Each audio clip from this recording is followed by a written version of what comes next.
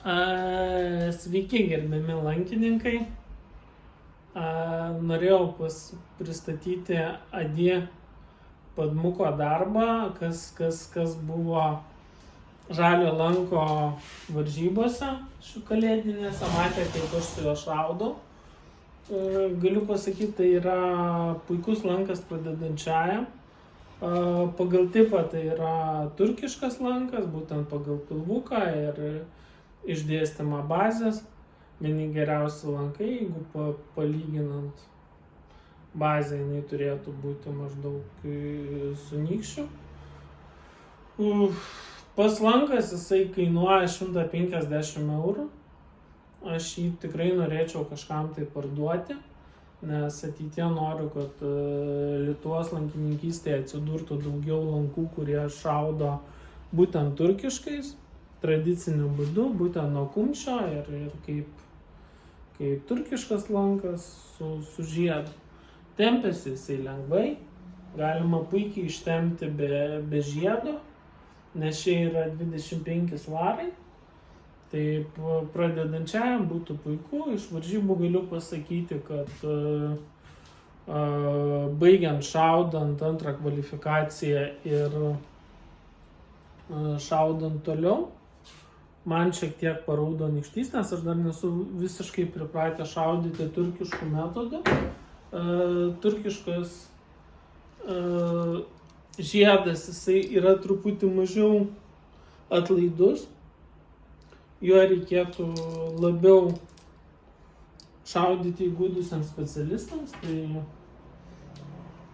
kada mes uždedam žiedą ir šaudom, tai templė remiasi tarp žiedo ir piršto.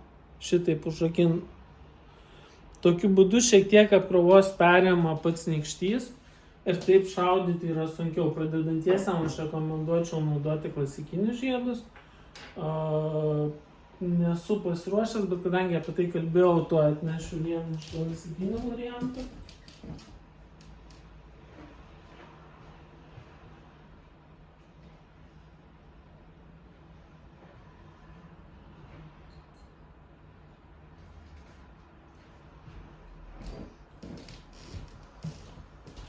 Štai tai yra klasikinis žiedas. Šio žiedo pavadinimas yra Lotusas. Ir pats elementariausias nuperkamas Amazonėj yra iš bronzos.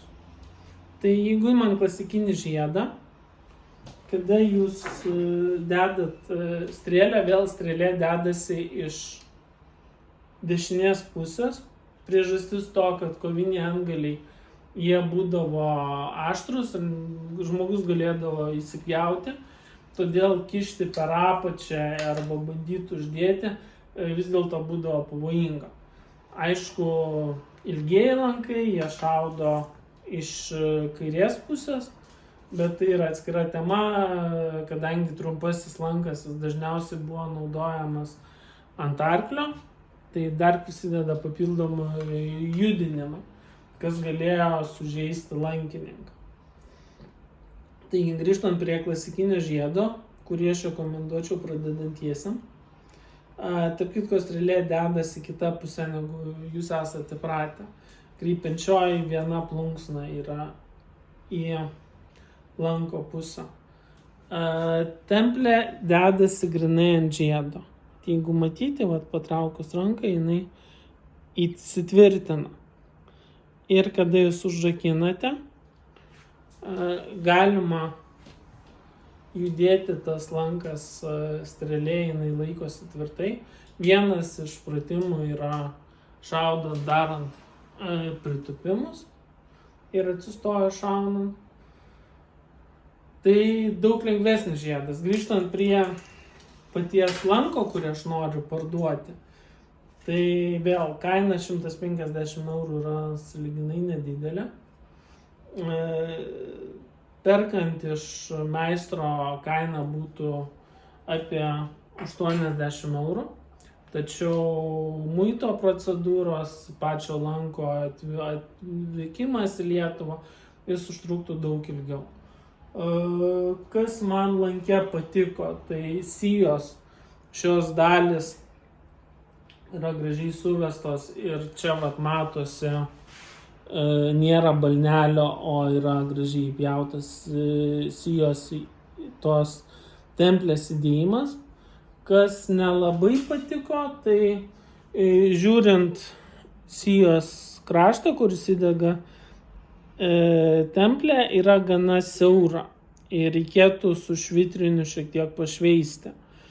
Padaryti, kad švelniau įlystų templę, kadangi nuiminėjant, aš manau, jinai brūžinsis ir reikės pakeisti, bet vis dėlto ant ekonominės klasės lankų nereikėtų tikėtis labai kokybiškų templių, plus templė yra keičiamas dalykas.